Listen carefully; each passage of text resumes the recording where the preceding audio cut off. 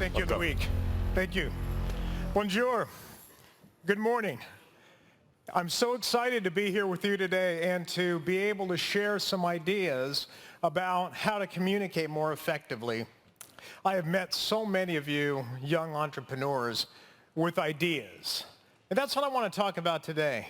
Ideas. Big, bold, transcendent ideas are the currency of the 21st century. In the information age, you are only as successful as the information that you have to deliver to me. And yet, as neuroscientists like Gregory Burns have pointed out, a person can have the greatest idea in the world. If that person cannot convince enough other people, then what does it matter? How many of you are bloggers? It should matter to you. How many of you are startup entrepreneurs? It should matter. Business leaders, it should matter. The ability to persuasively communicate your ideas is the single greatest skill that will help you accomplish your dreams in the next 10 years. And isn't that what we're talking about today? The next 10 years. Here's billionaire Warren Buffett speaking to a class of business students about the value he places on communication skills. Right now, I would pay $100,000 for 10% of the future earnings of any of you. So anybody wants to see me after this is over.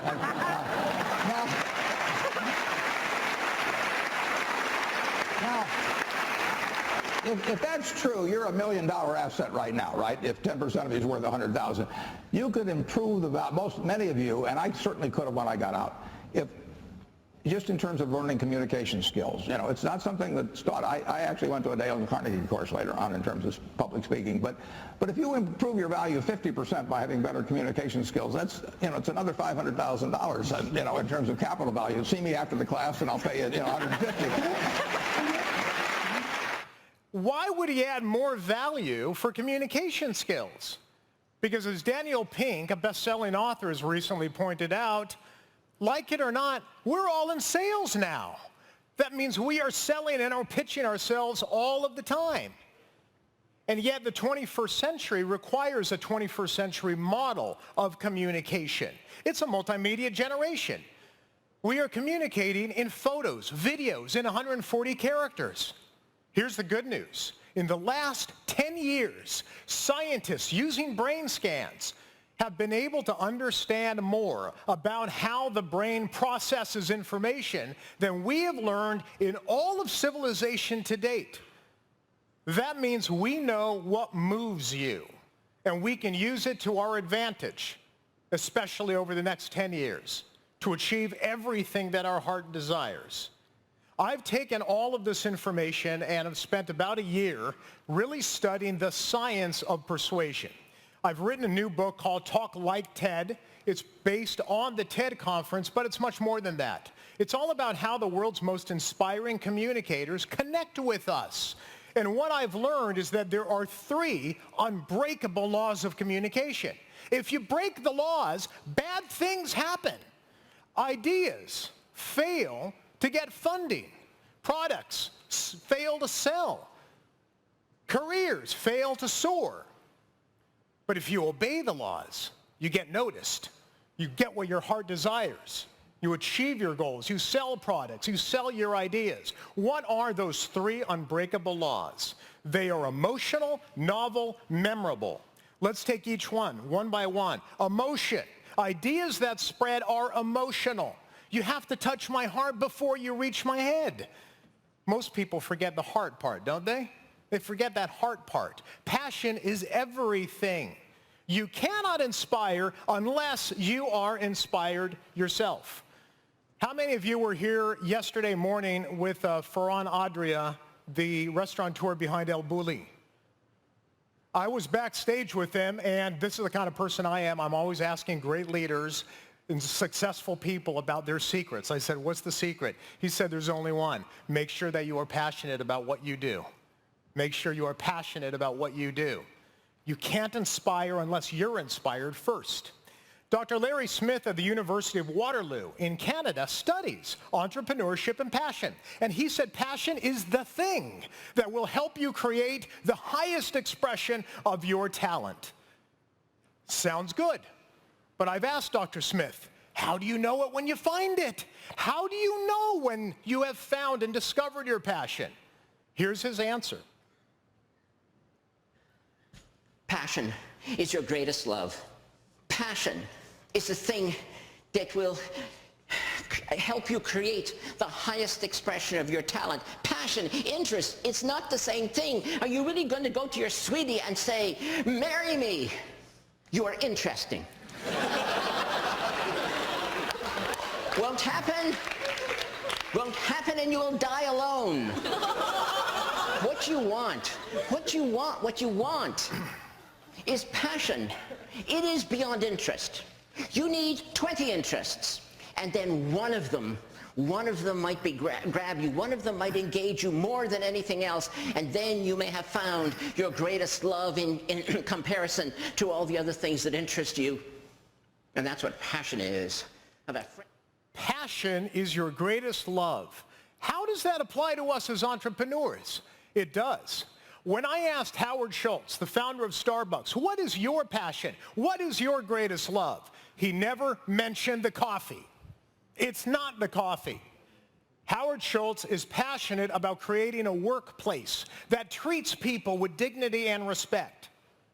There's a very famous entrepreneur in America named Tony Hsieh, who I've spent some time with. He started an e-commerce company in the spare bedroom of his San Francisco apartment, sold it to Amazon for more than $1 billion. Do you know what he sells? Shoes. It's called Zappos. When I asked Tony, what is your greatest love? It's not the shoes. In fact, he wears old shoes until they're worn out. He doesn't even care about new shoes. But he's passionate about delivering happiness. So he studies happiness. How do I make my customers happy? How do I make my employees happy? Earlier this year, I had an extraordinary opportunity to spend a day with Richard Branson. When you ask him, what is your greatest love? It is not getting people from point A to point B on an airplane. His greatest love is elevating the customer experience, disrupting the status quo, and now using proceeds from that disruption to make the world a better place. Ask yourself, what is my greatest love? Dig deep to identify what it is that you're passionate about, and then share it with us. Share it with us through the stories you tell. Master storytelling.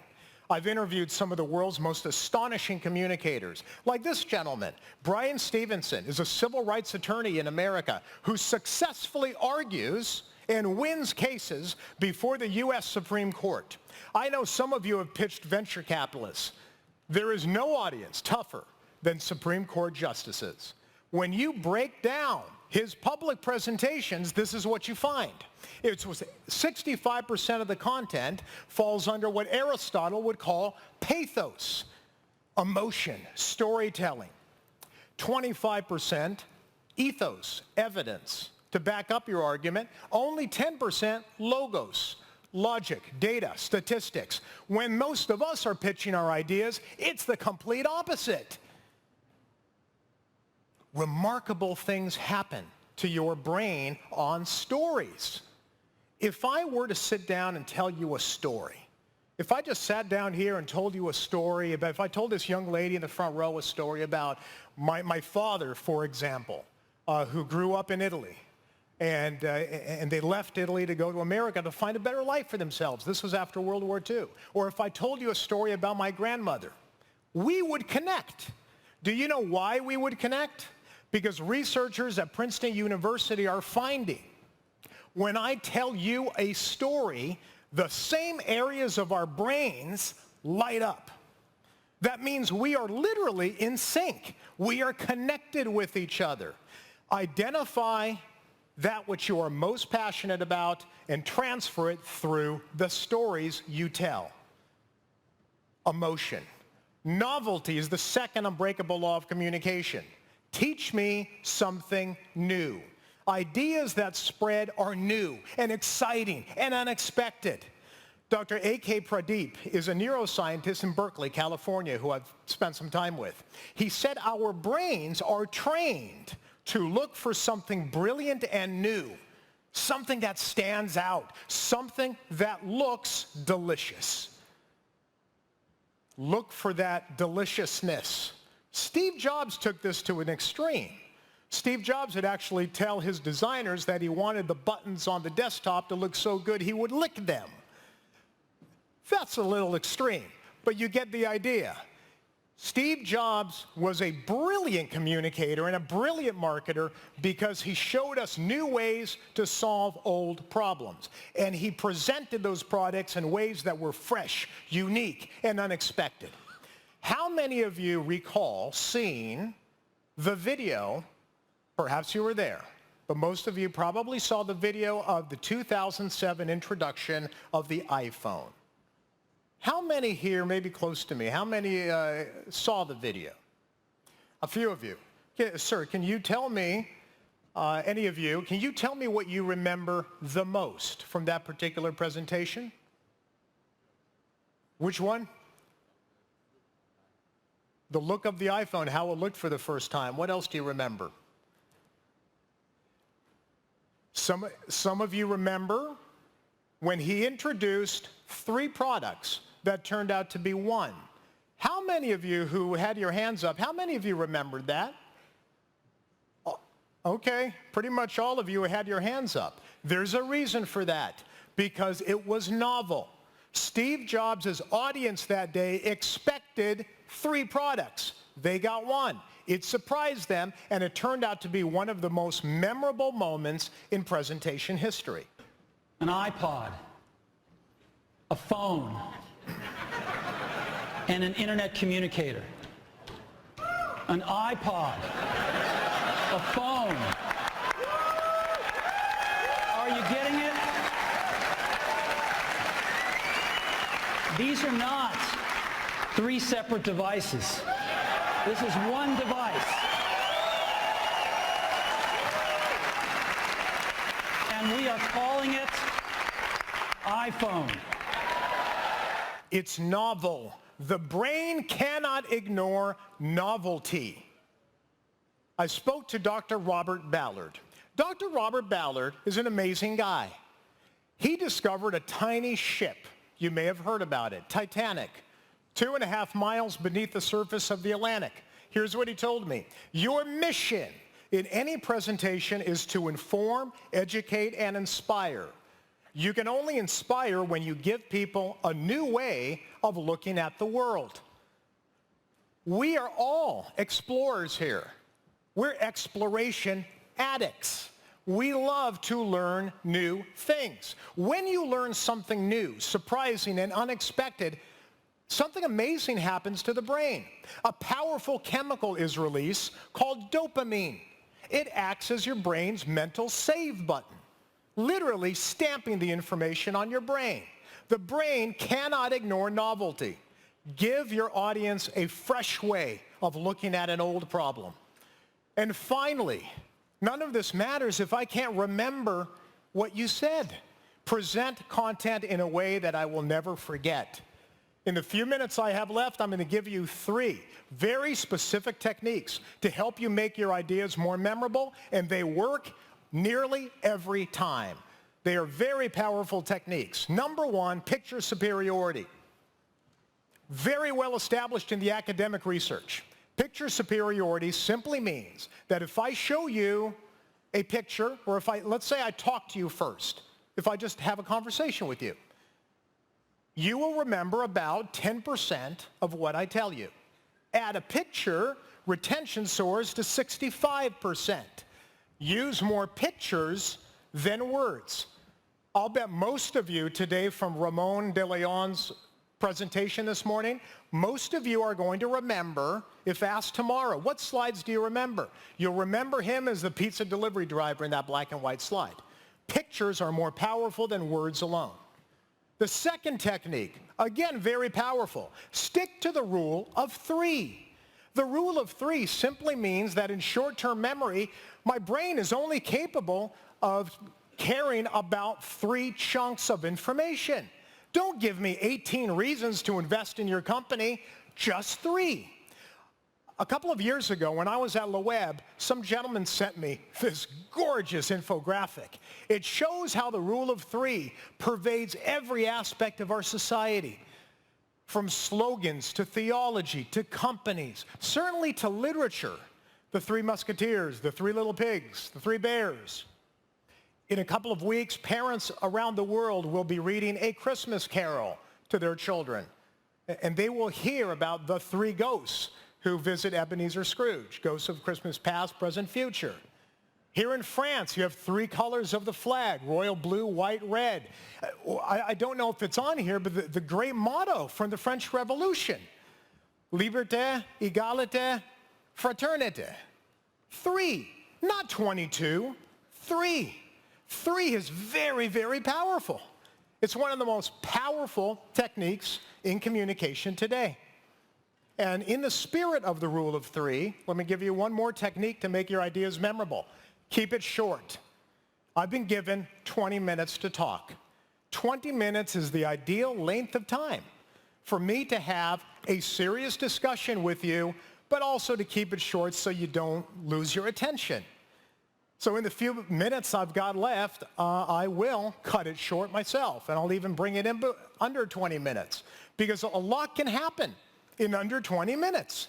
John Kennedy inspired a nation to look to the stars in 15 minutes. Steve Jobs delivered one of the most powerful commencement addresses of our time. It's been viewed 20 million times in 15 minutes.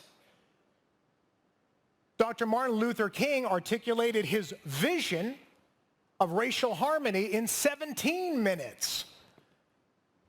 If these gentlemen can express their ideas in under 20 minutes, 20 minutes is plenty of time for you to pitch that VC. 5 minutes should be plenty of time for you to get that information across. Keep it short. I want this conversation to continue. If you remember my name, you can go to my website, carminegallo.com. In Italian, it's carminegallo.com. And you can sign up for my list, and we can have this conversation. And that's a good way of communicating with me, because I want to hear your success stories. But before I end, I really need to tell you this one thing that's very important to me. None of this matters. None of this matters if you do not have the courage to stay in your lane. That means that you have the courage to identify your life's core purpose and relentlessly follow that purpose despite the people who are going to try to shove you to another lane or pull you into their lane. You must have the courage to drown out, you know who they are, the critics, the naysayers, the pessimists, the defeatists. Have the courage to listen to your inner voice, that inner voice that says, my ideas will be heard. My ideas will help me fulfill my ultimate destiny. My ideas will change the world. Stay in your lane and be everything that you were intended to be. Thank you so much for inviting me to Paris today. Thank you. Thank you very much. Thank you, Carmine. Thank you, Louis. Always an honor.